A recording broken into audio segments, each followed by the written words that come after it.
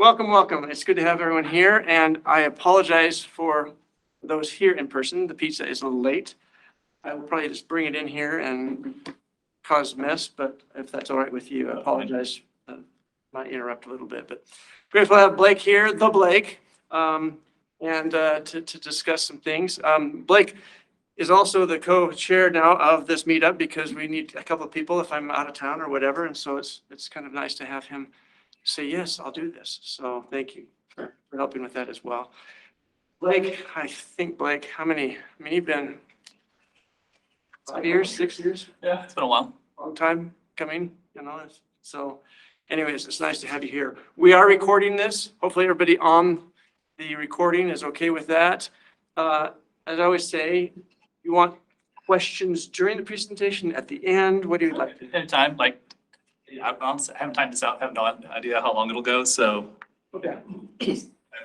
So what I'll do is I'll try to monitor what's in the chat, and if it's something, I'll then say, hey, we have something in the chat, so you don't have to worry about that. Other than that, you've been here enough to know the rigmarole. But thank you very much for being here, and I'll man the door again.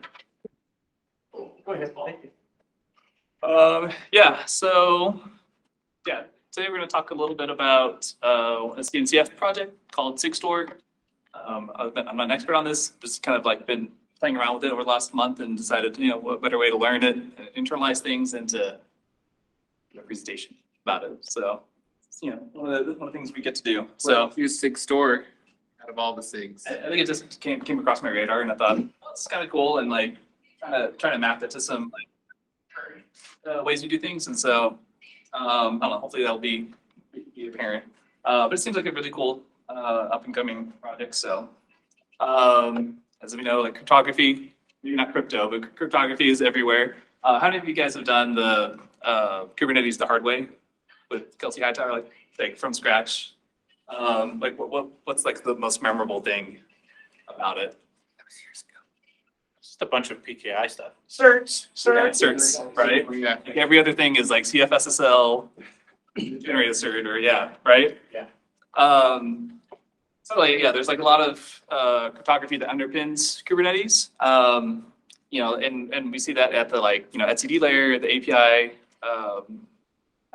layer, the control plane layer, and all that stuff. But at the workload layer, it's kind of up and coming, or I guess kind of forming, in my opinion. There's some like other competing projects, but this is like the CNCF, you know, their take on cryptographically signing workloads.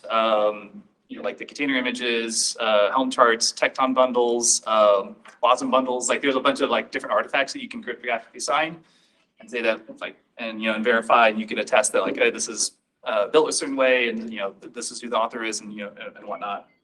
So Sigstore right now, it's a collection of a couple of different projects. We'll talk a little bit about a high level about all of them, and then have a quick demo on one of them.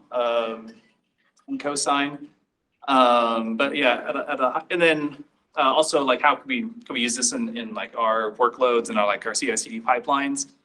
What's really cool is you could use something like Kyverno is one of them. You can use like Gatekeeper, any like policy controller, and you can say like, hey, you can say that I only want to run images that were signed by this public key. So it's pretty cool that you can, you know, verify end to end, like the provenance of a container, and tell your cluster like, hey, I only trust containers that are images that are signed by, you know, this key. So it's pretty cool. So I don't know how many of you are familiar with like these prompts. I've seen these, right? Like on Windows and Mac. I mean, whether we realize it or not, or whether we like it or not, you know, there's a lot of crypto that underpins applications that run on our desktop OSs. You know, things like code signing is a very prevalent thing in, you know, desktop OSs and Windows and Mac. But it's a bit of a closed ecosystem, like with Apple, for example. With Apple, for example. I mean, you have to have like a developer certificate, and you have to like pay like I think an annual fee, from what I understand. But what's kind of cool is, I mean, you can see that, you know, there's a lot of security baked into that. So like there's actually a terminal app on your Mac called Codesign, and you can point it at any like application bundle, and it'll inspect it and spit out like, oh, this is, signed by this authority. Print out a bunch of certificate information, verifying that like the Apple root CA, signed off on this, and you can verify that. Versus with unsigned applications, you can also do the same thing, and you don't get any of that public key information in it. So whether we realize it or not, like our desktop OSs are doing this all the time. And so I think what's interesting is there's an emerging pattern, in ways we could do this in Kubernetes clusters. So some of the big differences though between like some of the commercial things, obviously like very, very close source, you have to play in Apple's garden or Microsoft's garden, whoever. Versus, with Sigstore, everything's going to be everything's open source. A lot of the components of this, you could even run yourself. So you could host a lot of these components completely offline, if you have an air-gapped cluster for whatever reason, for security or compliance or paranoid reasons.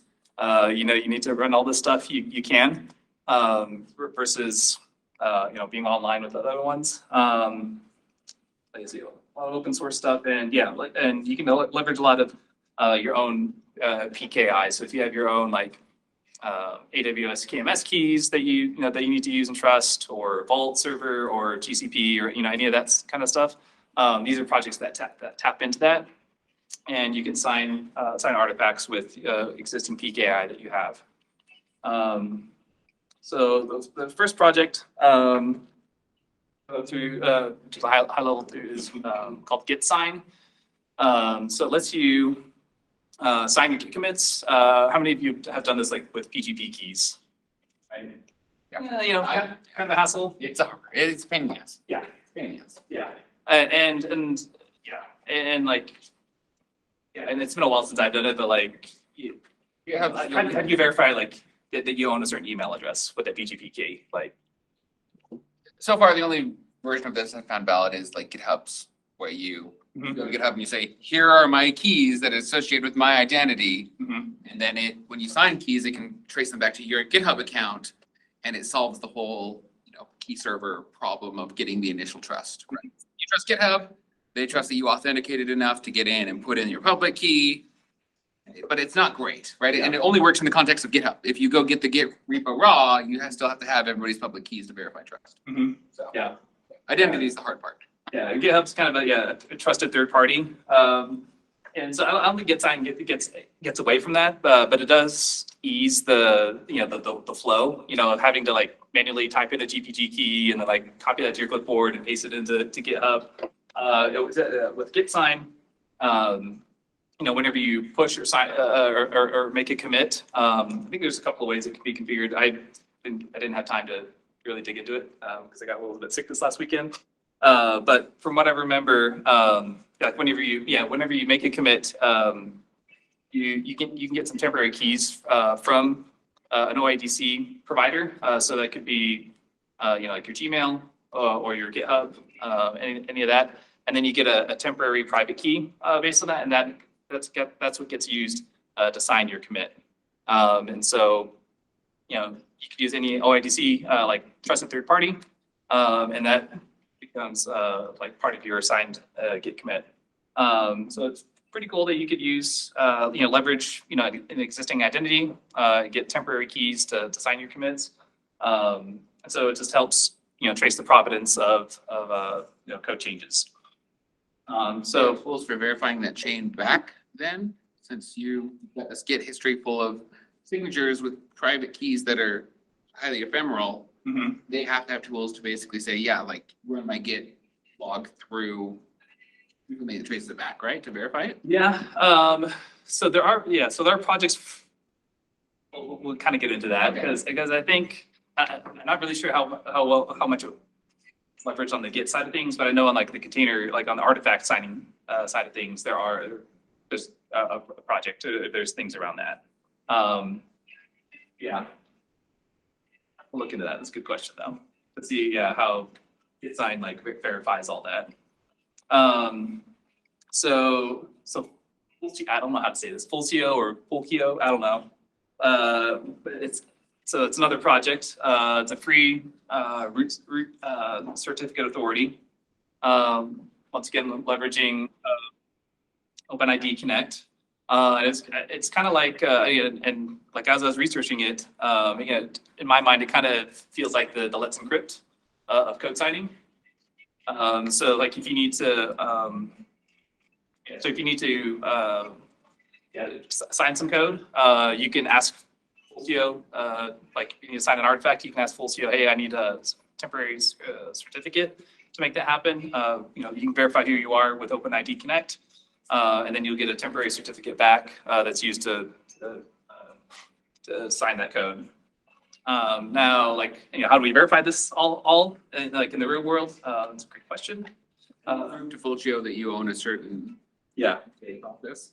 Well, I think part of it's the OpenID Connect. Okay. I think that's because you have to flow to your auth provider. I see. And then once that is successful, then that's only when you get those private keys back. But also like, how do we like track all this, like and keep this transparency real world? And so that's what this third project that kind of ties a lot of it together is Rekor or Rekor. I don't know how to say it. Probably should have watched like a YouTube video or two to see how other people pronounce it. But it's a public transparency log.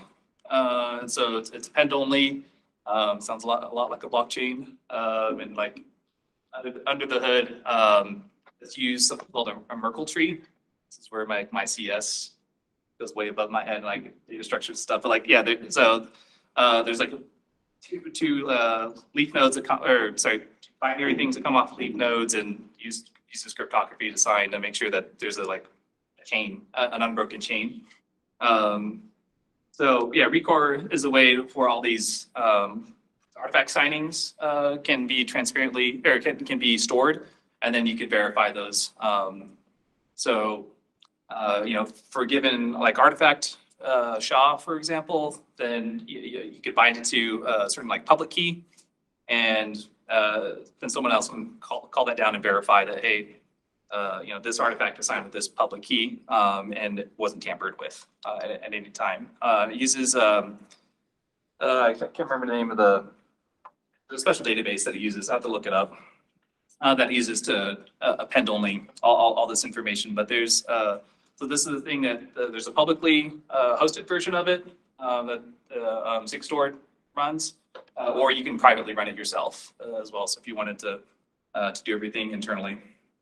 So, and then like the big one that I really dug into is Cosing. And so actually let me go back here. So let's skip ahead to this one. So with Cosing, I didn't know this. Like I kind of dug into Cosing, but didn't realize like, oh, like there's other projects that you may have used or may have heard of.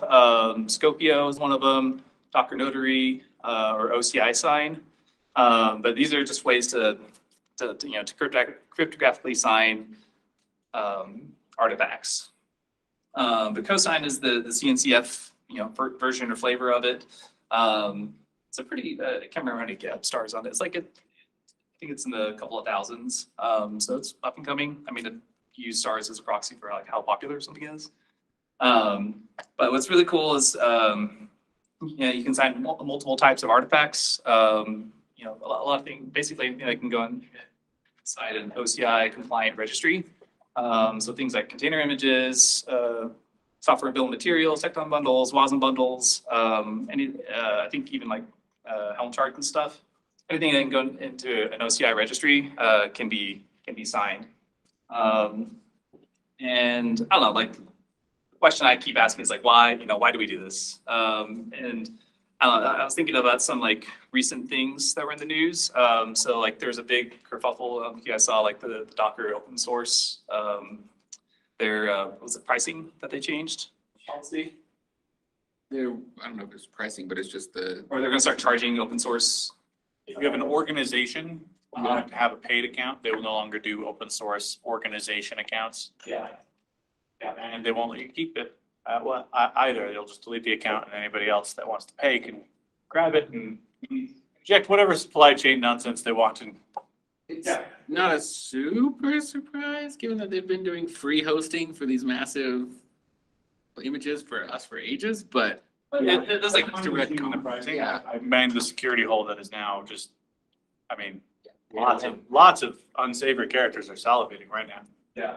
So yeah, that was a big concern was like organization squatting, you know, like yeah, taking over some organization names and like maliciously hosting malicious container image, you know. Yeah, so those are things that could be mitigated by artifact signing. So it's still anyway, you'll see in the demo, it's still a little unwieldy, and it's like not the most intuitive thing in the world. I'm still wrapping my head around it. But I mean, those are things that can be mitigated, you know, if we have artifacts that are assigned, so that whenever the things are taken over maliciously, you don't run something that hasn't been signed. What else? Oh yeah, and then yeah, as it pointed out earlier, like our desktop OSs do a lot of this stuff already today. So like this is a paradigm, or this is something that we could bring to like containerized workloads. So, so like how do we use or I guess make this all practical? So one of the projects that I came across was Kyverno. Does anyone use policy controllers, or has anyone heard of Kyverno? Like what? EA though. Yeah. What other ones have y'all used for policy controllers? A gatekeeper. Gatekeeper, yeah, OPA. Yeah, that seems to be like the most popular one. So Kyverno is another policy controller. So you have a bunch of CRDs that you can define policies. I think it has both namespace and like cluster-wide policies. But what's really cool, or one of the things that we can do with it is we can say, images, and we can use like a regex to say like, only from this registry. So if you had like a private internal like artifactory or GitHub artifact registry. So based on some regex pattern, any image that comes from the source, we're going to check the signature. We're going to check that it matches a certain public key. And if it's good, then we'll run it. If not, we'll deny it. And that's all done as a mutating webhook. So it's done at like API caller time. And so you look at an error that says, and we'll show you, but you get an error that says like, hey, this image doesn't pass. You shall not pass. So, yeah. Questions so far? Okay. I'm gonna zoom that in. Yeah, I know. It's the problem. That's big enough. Yeah, that should be big enough. Maybe we'll do full screen. Okay. So yeah, and I will push this later. Something I forgot to do this weekend. Yeah, so this is like a quick demo of like how Cosine works and some of the moving parts. These are things that you would probably put into your CI/CD pipeline. Yeah. This happens every time. Yeah. Maybe I think. Dark mode doesn't help. No, that's good. So like these are, the way I see this, kind of like integrating all of this, would be into your CI/CD pipeline. So as you build a container image, that's when you would sign it. And then the cluster administrator would be the one who sets up a policy to verify it. So just a quick overview of things. So we have a pretty plain Jane Docker file for like a Go web server. I don't do a lot of Go, so I just copied some stuff from the internet. So don't at me for the Go code, but it works. So using the Docker builder pattern. So we have like a baseline container image. that we copy dependencies into, build it, and then we'll put it into one of Google's distro lists or their super secure images, put that binary in there and then just run it. What's really, maybe we can get into this later, but what's really cool about these distro lists that Google publishes, so they sign them all. I think I have the commands saved in my terminal history so we can like look at it. It's pretty gnarly what they like all the extra metadata that's in there. But I don't know, like as I was like, sorry, I was looking at different images. It's interesting to see like who's thinking about this and like which companies are signing container images and which ones aren't yet. And maybe it's because it's still an emerging standard. I don't know.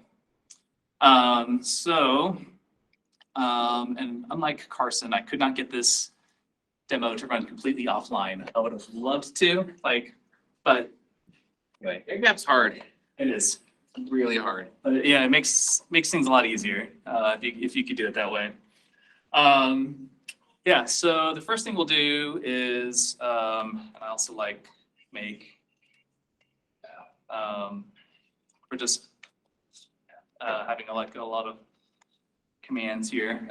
So we'll create a cluster, which we'll use our wonderful friend Kind to do that. Oh, so it's already up and running. So we'll have a Kubernetes cluster up and running. And so if we want to, build our application, this will just do a Docker build for us. And have that locally. Now, as I was researching this, have any of you heard of ttl.sh? Chance? Todd's nodding his head. Yeah, so I just came across this like as I was doing some research, but it's pretty cool. Like if you just need a temporary registry that you just need to push to, it's OCI compliant, so that's why I'm gonna be using it. But they have like a little guide here how to use it. But like after 24 hours, your container image goes away. But what's really cool about it is we can push signatures to it. Yeah, behind the scenes, from best I could tell, what's how signatures work is like there's like the SHA, the cryptographic sum of the container image, and then there's like a .sig file. Oh, sorry, then you generate the signature and then you push a .sig file which has the same base as that SHA. And so if you ever needed to like inspect or pull down the signature for a given container image, you could pull down the Cosing will do it, but like you pull down the .sig file that accompanies it, and then you could Cosing will like mash the two together, basically. So yeah, if I had like an OCI, if I had a container registry like Explorer, I think you would see like container image file, then you'd see a .sig file corresponding to it. Oh, But I got that. there we go. I got it. So yeah, anyway, so this is a cool little tool. ttl.sh, pretty cool thing. Let's see here. So let's go back to, oh, there we go. All right. So in this, we're building our container image and we're tagging it so we can push it later. So this is going to go to ttl.sh, and this is going to be my unsigned image. That's supposedly only going to be good for an hour. If you want to pull it down for the next hour, you're more than welcome to. So if we push this, so if we push this to our registry, will be available, and we can pull it down, and then we can deploy this. So just like any other standard Kubernetes deployment, have a little to do here. Simple as this later on, but so we can run our unsigned image right here.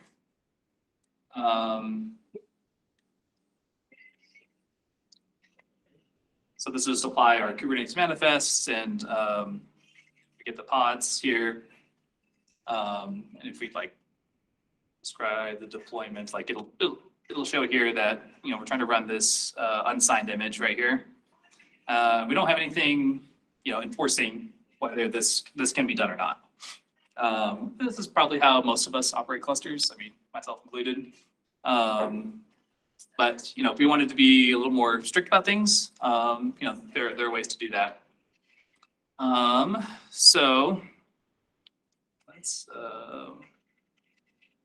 change that real quick. All right. So I guess the next step will be installing Kyverno or configuring your existing policy controller. So for this one, I'm just going to do Kyverno. So they have a Helm installer.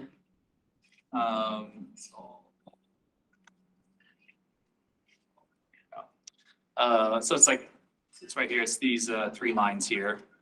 So you're adding a Kyverno repo to your Helm repo update, and then you're installing it into its own namespace.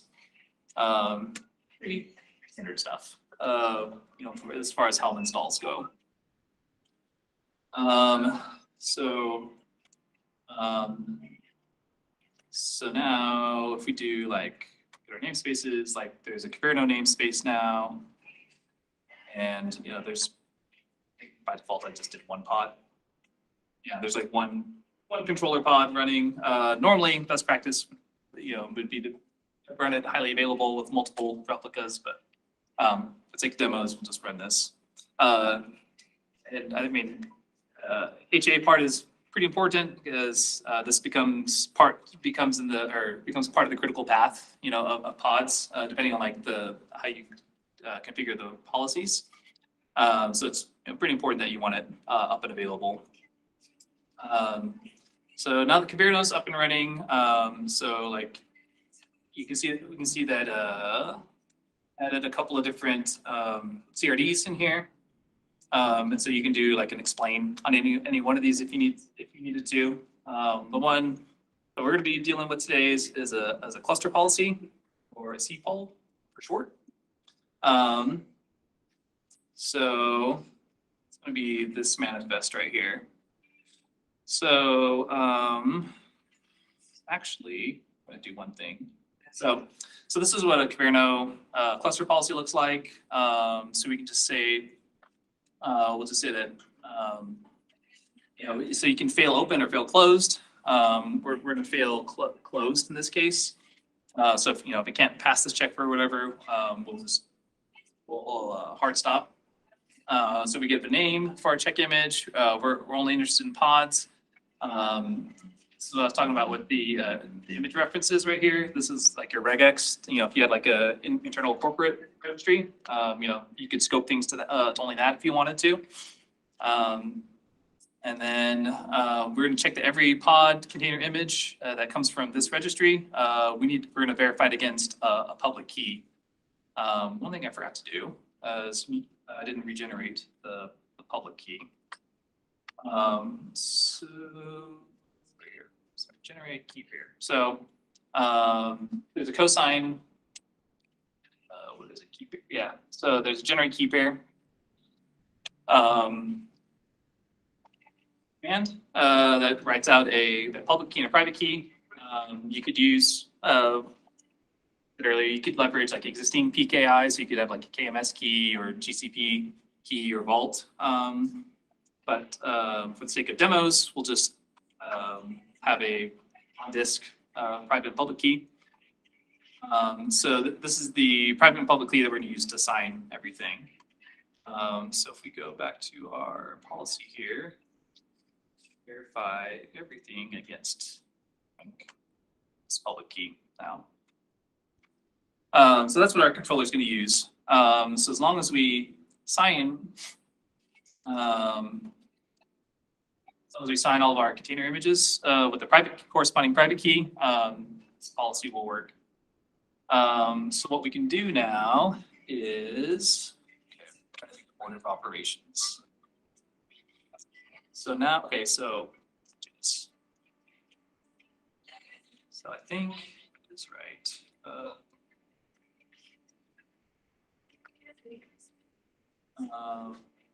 So now I think this will do it.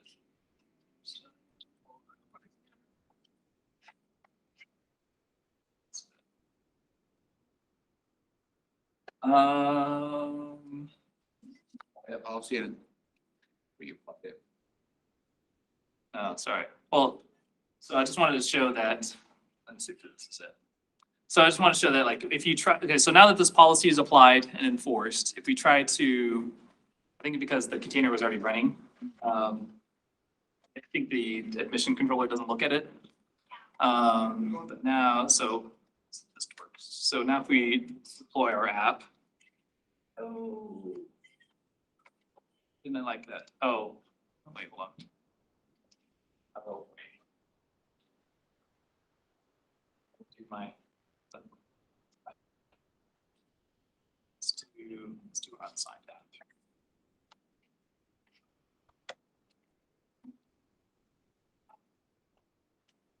Oh, I know why. Duh, sorry. Okay.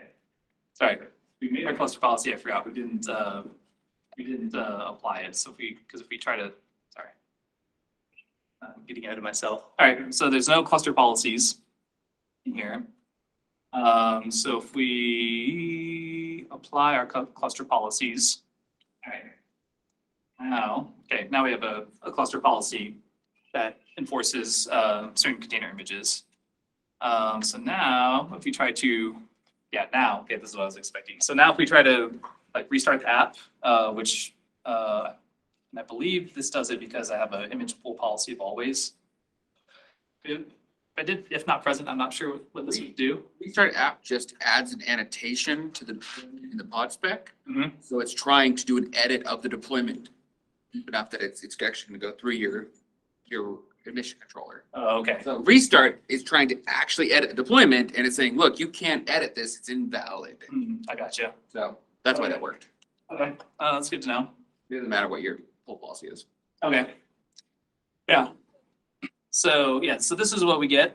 And so this is what happens when we try to run an unsigned image. So this one doesn't have a corresponding, signature with this container image.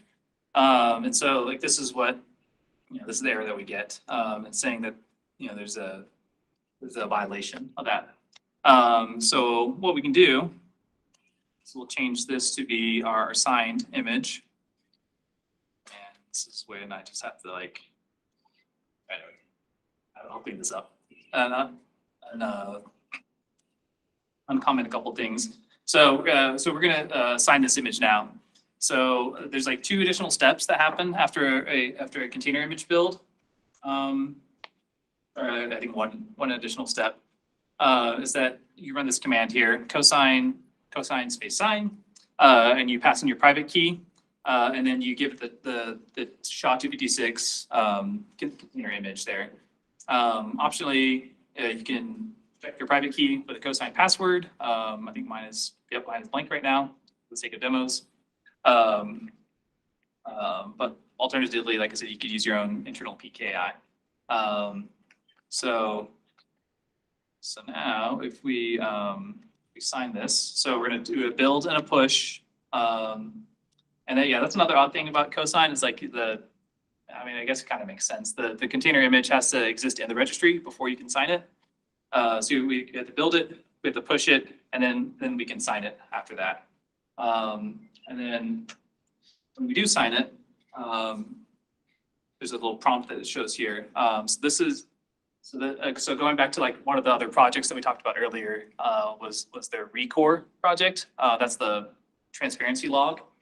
And so there's a prompt that says, hey, this container image with this signature, it's going to go into this transparency log, and there may be some, or what it asks for. It says, there may be some personally identifying information associated with the sign artifact, like if you had an email address or something that you used to sign.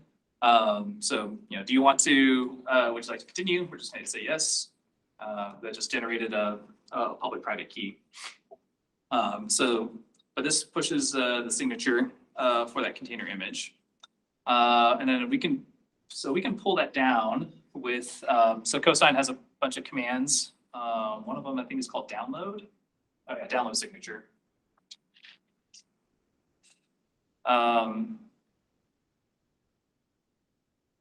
so for our container image, I will make this a little bit nicer. So you just get this wonderful little JSON response there. But this is like the .sig file. This is like the contents of that. As you can probably guess or probably see, there's a bunch of base64 encoded stuff here. And actually, I think I went through that once. JQ, oh yeah. So if you looked at the response of this and you like looked at the payload and the body, and you base64 decoded that, you get another JSON object, and then if we want to go through that, we can. But buried in there is the public key, the corresponding public key. So, oops, it's like, so this is another JSON object inside that first one. So the public key content, this is like the base64 encoded version of the of our public key. So yeah, so the specs. So yeah, if you look at this, the spec.signature.public key.content. If we base64 decode that, it's this string right here matches our public key we generated up here. So, behind the scenes, that's kind of what's going on. So now that we have this signed container image, we can see that like, oh, the public key matches up, and our cluster policy only likes that public key. We can deploy this app again and see that it is happy. That because all the public keys match, the policy controller says, all right, we'll admit this container and we'll get it up and running. So yeah. Unfortunately, I don't think there's any like, information like here inside the. Maybe events. Oh no, there's no events. There might be logs on the innovation controller if you turn them on. Yeah, that's true. That's a good question. Yeah, that's another question I had is like, like how do you tell? Yeah, I don't know if there's like any, actually that's not sorted. Is there like an annotation it adds? 'Cause you said it was a mutating webhook. If that's true, then it has a chance there to annotate the pods to say like validated. Oh, right here. So there it is. Okay. yeah, so there is an annotation, yeah, that the policy controller adds right there. Yeah, so that says that it verified it. So yeah, that's probably, I think that's like the most the most information you'll get, like, that it's working correctly, that things validated. But yeah. Cool. So yeah, so I will push all this stuff to GitHub and I'll get copy the slides to Paul. But I don't know. This is just really cool to like kind of dive into, see where things are heading, especially with security being top of mind. Organization squatting, a lot of things. I think this is the direction a lot of things are going. I also read a really interesting article the other week about like some of the new like generative AI stuff that's coming out, like how we're going forward, how we're going to verify what's real and what's fake. And I mean, I don't know how I feel about this, but like one of the ideas that was proposed is like, we all have our own like private key that we use to sign like images that we take, pictures that we take or videos that we take. And then, there's a corresponding public key that can be used to verify that. I don't know how I feel about that, but like similar thing could be, applied to software into this, that this container image that we have, we verify that it's built and signed by somebody. Other cool thing to look into is how many of y'all are using GitHub Actions? Yes, we have quite a bit. So Cosine I think they have a community or like community marketplace action, and it uses the like OIDC identity of the GitHub Action workflow to sign container images. So like it's like a minor thing to add into your CI/CD pipeline, and so you can add that to your like GitHub Actions pretty quickly and easily if needed. The other thing you can do, I forgot to add that. Other thing I forgot to add is you can add annotations at signing time as well. So if you wanted to add like certain metadata, like the URL of the workflow that built the image, you can add that as well. And you can pull that information down if needed. So, but yeah, I don't know. Any other thoughts, questions? Todd? So every time I see cryptography, I'm not opposed to cryptography at all. But every time I see cryptography, the end result looks a lot like just hashing and hosting a hash of what it's supposed to be. That doesn't work as well on like the operating system giving out, like Microsoft can't hand out like a root certificate signed developers or et cetera. I understand why there's differences. Me intimately so, but what would you say to your average person kind of railing against like all of this base 64 encoded stuff? Mm-hmm. And just saying, well, we have SHA 256 hashes and that's my question. Yeah, I mean, I have responses. I just sure. Like, I mean, I'm still trying to personally. I'm still trying to wrap my head around like what's the practical use, like the purpose of all of it. I don't have a great answer. Yeah. I don't know if you have any other thoughts. I mean, it is a stronger guarantee from a different relationship that most of the tooling doesn't build into that. Like it's all inherent in like the web. Like when you open a browser, I trust the browser maintainers to trust a certain number of orgs, that trust a certain number of signees, so that when I go to the site, it's who I say it is. It's not just like encryption, it's authentication of a kind, right? Mm-hmm. And that's usually lacking in a lot of the tooling that I would use, but my mother wouldn't, kind of a thing. Yeah. So, yeah, always curious at what other people's takes are on those.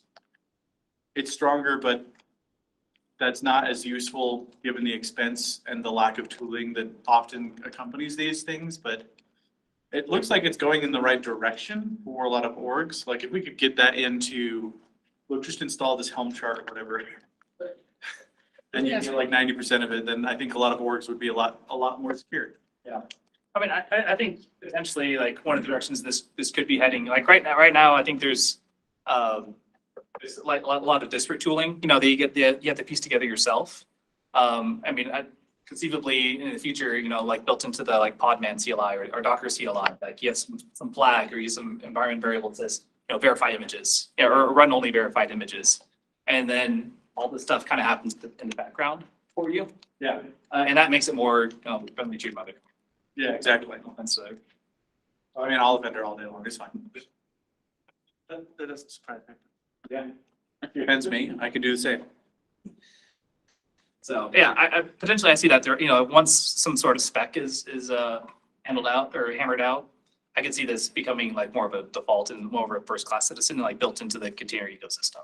Yeah, especially since it's not like X509 certs or some nonsense. Mm-hmm. That is much harder to build into this. Like it's just signing keys. Yeah.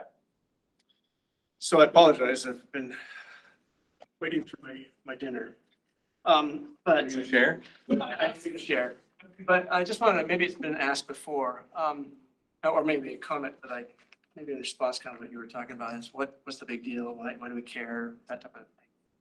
I mean, I guess the question I'd ask is how many of us start from scratch? Scratch is our, from scratch, and then we put our binaries in it or whatever. A lot. A lot don't. And so with Most Docker, don't. huh? I say most I would don't. say most do not. And the reason why is because, well, it's easier, we're a Go stack. So it's easier to plot the binary and it works okay with plus or minus some things. You have to add some stuff, maybe. Zone Time zone, and root certs. root seers, and potentially a user ID, so you're not running this root. You know, there's a bunch of stuff that's minor, but you can still do it. The Java side, I have not seen too many, unless they're using Grail VM or whatever that thing, binary. My point is this. Yep.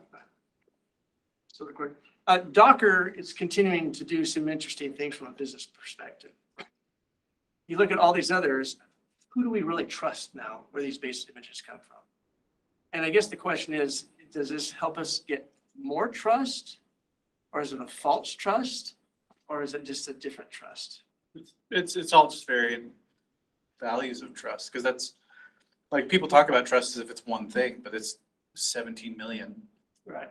So I guess it's what you're saying, Todd, is the level of what you need as the trust. Like, if we are FinServ, you know, there are regulations and their desire to be secure is a lot different than ours, potentially. I mean, we want to be secure, but we don't have to be at that level.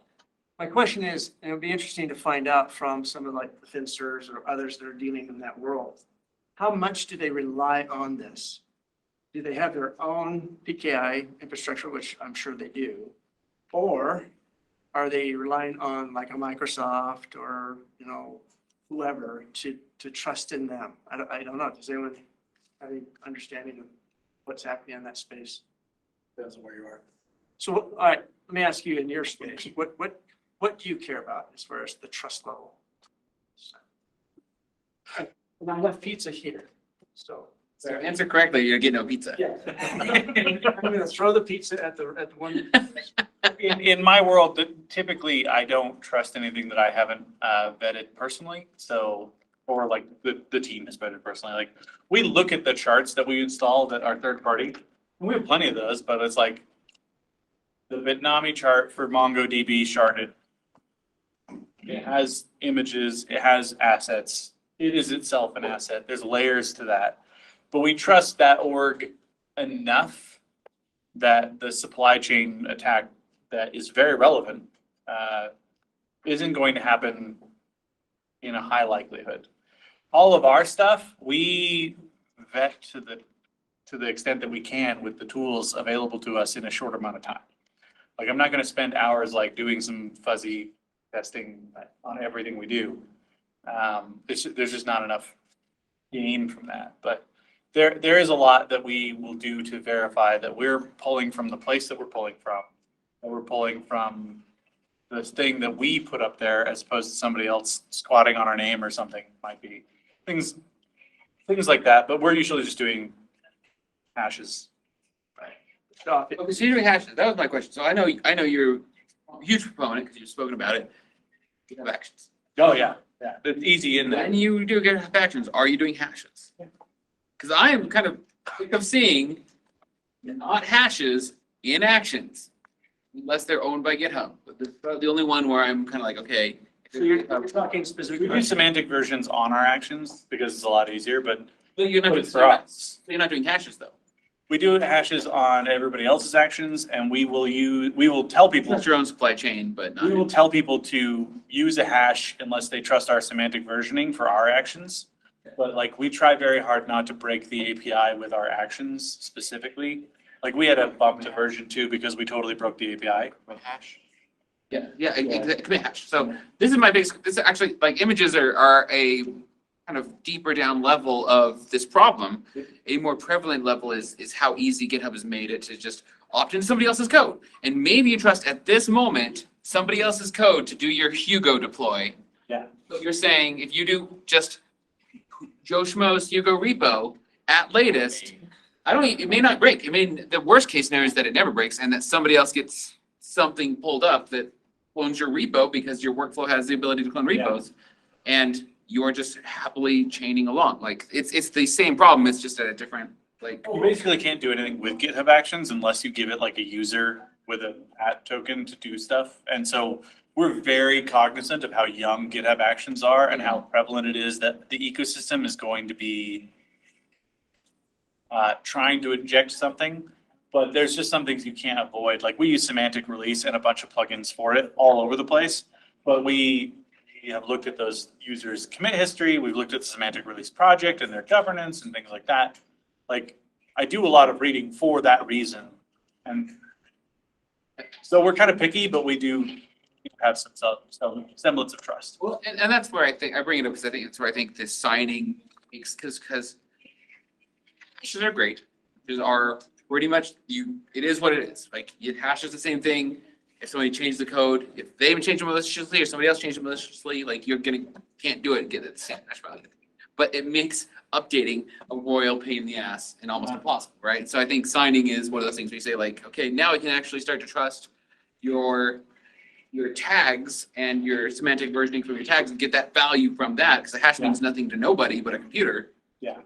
But those tags are not, they're not immutable, right? Those tags are. Not immune.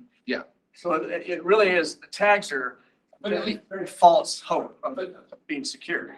They might screw up and push over a tag with the wrong version, break your app, but if you're doing signature verification, you're much less likely to have someone push something malicious. So it might break, but not break you in a way that ruins your business. Well, I mean, I think what we're gonna have to wait for, which I hate to say that I think it's gonna happen, is what happened just, was last year at the MPS, there was some package that somebody did that was quite used by a lot of people. In the NPM one. What was that? Yeah, I think it was, in the NPM. And, and so all of a sudden, everyone, I mean, it was a pretty good surface area. LiftPad is the most famous example, but there's a dime a dozen. Yeah, At least twice a year. And so, that's gonna happen with a base image somewhere. And at that point, are we gonna, is this gonna be the norm? And even then, which one of all these that you talked about do we trust? Which one's gonna be, I mean, there's standards, which hopefully they're coalescing towards. But it seems to be that it'd be better to actually start now, in trying to be more secure in our container images than to wait for a thing to happen. There's an interesting and I think you will resonate well with this. There's an interesting trade-off between like, I can sign all the things in the world, SolarWinds still exists, and it's going to ruin my OS. So, but like. But it's a level of trust like you were talking earlier. Yeah, well, and that's the problem is like, I didn't choose that trust. I've never bought SolarWinds in my life, but at the same time, my OS does because they own the same company. But the critical thing here is there's a lot of trade-offs and a lot of different injection points. And my friend actually had a policy in his Java days where he would literally say every single thing that you rely on, every library, every jar that's proprietary, whatever, gets committed to the repo. Yeah, we used to do that. And in Go, that's kind of codified as a thing called vendoring. Yeah. And in several other languages, it happens as well. But like the idea that like this repo is self-contained and everything you need, except for maybe your compiler, is included in it to control your own destiny from start to finish. That's kind of a compelling thing. And honestly, like, except for like security fixes, you don't need to update that like ever. This is like the C way of things, which I could rail on for hours, but the idea is that like, if you really want to be secure, you just control every aspect. And that's why Bazel is so important. No. I was just about to say that. Because it does provide the security sandboxing and It likes to pretend it does. okay. All right.